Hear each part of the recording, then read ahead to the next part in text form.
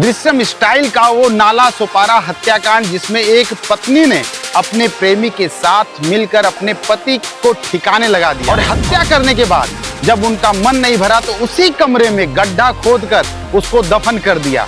जी हाँ, अब पुलिस के हाथ लगे हैं बहुत बड़े बड़े सबूत, और या कहें सबूतों का खजाना। सबसे पहले जो सबूत पुलिस के हाथ लगा है वो फावड़ा, जिससे कि वो गड्ढा खोदा गया उसी कमरे में, जिसको दफनाया गया उसके पति को। जी हाँ, और लगा है पुलिस के हाथ लगा है मोबाइल का वो सिम कार्ड, जो पूरी पोल खोल देगा इस घटना की। उस सिम कार्ड, उस मोबाइल को पहले उसकी पत्नी ने हत्या करने के बाद फेंक दिया था, लेकिन उसके सिम कार्ड को अपने मोबाइल में लगाया और मोबाइल में लगाकर वो उससे ट्रांजैक्शन करना चाहती थी ताकि उसका ओटीपी उसके मोबाइल पर आ जाए। लेकिन कातिल पकड़ी गई और सबूत पुलिस के हाथ लग चुका है और ये अपराधी अब चढ़ेंगे फांसी के फंदे पर। जी हाँ, आइए सुनाते हैं पूरी कहानी, बने रहिए मेरे साथ।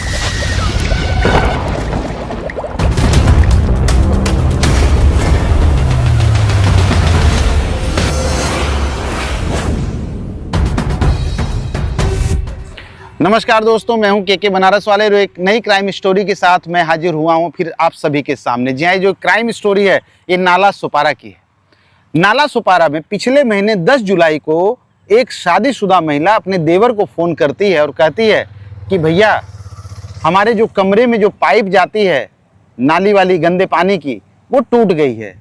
तो एक काम करो भैया, आके बस थोड़ा सा काम है और इसमें टाइल्स वगैरह जो कुछ है इसको ज़रा बना दीजिए। उसका जब देवर ये बात सुनता है तो कहता है कि भाभी, अभी तो मैं काम पे जा रहा हूँ और जब मैं खाली होऊंगा तो मैं आपको ज़रूर फ़ोन करूँगा और मैं आ जाऊँगा, आपका पूरा काम हो जाएगा, आप चिंता मत करिए। ये कहकर वो मजदूर मंडी चला जाता है, जहाँ पर मजदूर सब इकट्ठा होते हैं और काम कराने वाले आते हैं और सबको मजदूर को अपने साथ लेकर चले जाते हैं। उस दिन जब वो गया मजदूर मंडी में तो उसे कोई लेने नहीं आया, मतलब उसको काम नहीं मिला।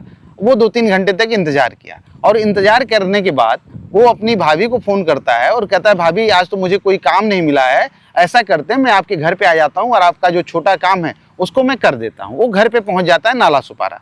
नाला सोपारा जब पहुँचता है तो उसकी जो भाभी है वो इंतज़ार कर रही थी, दरवाज़ा खोलती है और वो अंदर जाता है तो उसको दिखाती हैं कि देखिए ये ज़मीन पे ये इतना जो है यहाँ पे पाइप टूट गई है, ये मैंने किसी से बनवाया है और एक काम करो, इस पे और क्या हो सकता है देख लो। तुम्हारे भैया 1000 रुपये दिए हैं और बोले कि जो काम करना होगा तो इसको करवा लेना। तो वो पूरा वो जगह देखता है जो टूटी हुई जगह फर्श पर रहती है, तो कहता है कि भाभी जी ये बहुत बड़ा काम तो है नहीं, इस पे 3 टाइल्स लगेगा और घंटा 1.5 घंटे का काम है। तो वो 1000 रुपये अपने देवर को देती है जिसका नाम अखिलेश होता है। वो मार्केट जाता है और 2x2 की 3 टाइल्स खरीद कर लाता है और भी जो सामान सीमेंट वगैरह चाहिए था वो भी वो खरीद कर लाता है और फिर उस 2x2 की जो 3 टाइल्स है उसको उस पर लगा देता है। लेकिन अखिलेश को ये नहीं पता था कि वो जो 3 टाइल्स फर्श पर लगा रहा है, उसी 3 टाइल्स के नीचे उसका बड़ा भाई विजय चौहान के 3 टुकड़े उसी में दबे हुए हैं और अपने भाई के शव के ऊपर वो टाइल्स लगा रहा है। उसको इस बात का पता नहीं था और वो टाइल्स लगाता है और चला जाता है। अब जाने के बाद कुछ दिन बीतता है, 2-4 दिन, फिर वो अपने भैया को फ़ोन करता है। तो भैया जो कि विजय चौहान है, जो अब इस दुनिया में नहीं है, उसकी हत्या हो चुकी है। विजय चौहान को जब अखिलेश फ़ोन करता है तो उसका मोबाइल नो रिस्पॉन्स नहीं देता है, स्विच ऑफ बताता है। तो फिर अपनी भाभी को फ़ोन करता है तो भाभी कहती हैं कि अभी वो अंधेरी गए हैं और जैसे ही वो काम से खाली होते हैं मैं आपसे बात करवा दूँगी। फिर दूसरे दिन भी वो फ़ोन करता है। फ़ोन इसलिए करता है कि अखिलेश 1 BHK का एक फ्लैट लिया था और उसको कुछ पैसों की ज़रूरत थी और 9-10 लाख रुपए विजय चौहान ने इकट्ठा कर रखा था और अपने भाई अखिलेश से बोला था कि जब भी ज़रूरत होगी तो हमको फ़ोन कर देना और ये पैसे मैं तुम्हें दे दूँगा। उसी पैसे के लिए अखिलेश फ़ोन कर रहा था। अब जो भाभी जो चमन चौहान है, अब उसको बार बार अखिलेश फ़ोन करता है और कहता है कि भैया से बात नहीं हो पा रही और मुझे पैसों की ज़रूरत है। और भाभी रोज़ प्रतिदिन, दिन प्रतिदिन वो बहाना बना दे रही थी और इस तरह से लगभग 10 से लेकर 12 दिन तक बीत चुके थे। अब यहाँ पर अखिलेश को परेशानी होती है कि आखिर भाभी भैया से बात क्यों नहीं करवाती हैं। फिर वो अपने दूसरे भाई जो अजय है उसको फ़ोन करता है कि मैं बार बार फ़ोन लगा रहा हूँ और भैया से बात नहीं हो पा रही है, चलिए देखते हैं क्या है। फिर वो दोनों जो है मिलकर पहुँचते हैं नाला सुपारा, उसी घर में नाला सुपारा पे जहाँ पे उसका बड़ा भाई विजय चौहान अपनी पत्नी के साथ रहता है। जब वहाँ पहुँचते हैं तो वो जो फ्लैट होता है उनका, उसके ऊपर ताला लगा होता है। वो परेशान हो जाते हैं कि आखिर भैया भाभी और जो छोटा बच्चा है 7 साल का, ये लोग गए कहाँ। फिर पड़ोसियों से पूछताछ शुरू होती है। फिर उसी के सामने एक दुकान होती है, दुकान पर जाते हैं वो भाई और पूछते हैं कि ये बताइए कि ये चौहान परिवार इसमें रहता था और ये क्या आपने देखा है, कितने दिन से नहीं है। तो वो सामने जो दुकानदार होता है बोलता है नहीं, आपकी भाभी को मैंने 19 तारीख को देखा था, उसके बाद से वो हमको दिखाई नहीं दी, और भैया का तो एक हफ्ता पहले से उनका कुछ भी पता नहीं चल रहा है, और आपकी भाभी जो आई थी तो वो एटीएम का जो पिन बदलवाना था इसके लिए वो आई थी। और उसके बाद जब अखिलेश चौहान ने ये कहा कि भाभी ने मुझे फ़ोन करके बुलाया था कि उनके घर में एक पाइपलाइन जाती है जो गंदे पानी की, और वो टूट गई है और इससे उनके घर में दुर्गंध फैली हुई है, और मैं वहाँ पहुँचा था, वो गड्ढा के ऊपर जो मिट्टी पड़ चुकी थी, और जब मैंने देखा तो उन्होंने कहा कि इसके ऊपर टाइल्स लगाना, और मैं टाइल्स लगा के मैं चला गया था। तब वो पड़ोसी कहता है कि उस घर में, उस कमरे में कोई भी पाइपलाइन नहीं जाती है। और फिर जो उसने बताया कि एटीएम कार्ड का पिन चेंज करवाना था। अब अखिलेश को थोड़ी सी शंका हो जाती है। शंका इस बात की कि जब उसमें पाइपलाइन थी ही नहीं तो आखिर वो जो टाइल्स लगाया है 2x2 की 3 टाइल्स, वो किसके ऊपर लगाया है, ये शक हो जाता है उसके दिमाग में। और फिर एटीएम कार्ड का जो पिन बदलने की बात होती है उसमें भी वो दोनों भाई शक करते हैं कि कुछ न कुछ गड़बड़ जरूर है। फिर अखिलेश और अजय दोनों मिलकर उस घर का ताला तोड़ते हैं, और ताला तोड़ने के बाद वो अंदर जाते हैं। अंदर जाके उस पूरे कमरे को खंगालते हैं, देखते हैं, उसका मुआयना करते हैं।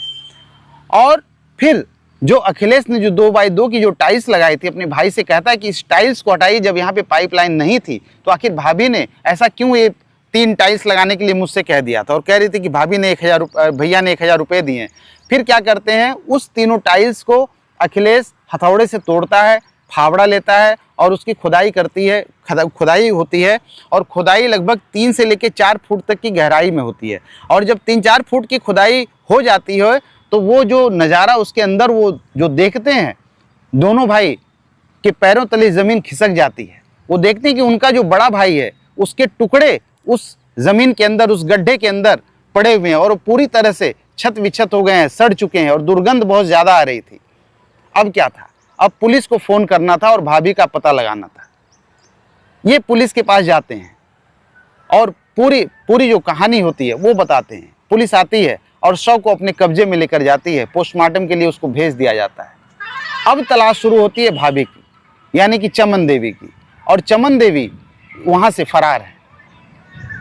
उसके बाद 22 जुलाई को जो चमन देवी है उनका व्हाट्सएप, उनका मोबाइल ऑन होता है, और चूंकि चमन देवी को ये नहीं पता है कि उनका जो मोबाइल है वो सर्विलांस पे पुलिस ने पहले से लगा रखा है।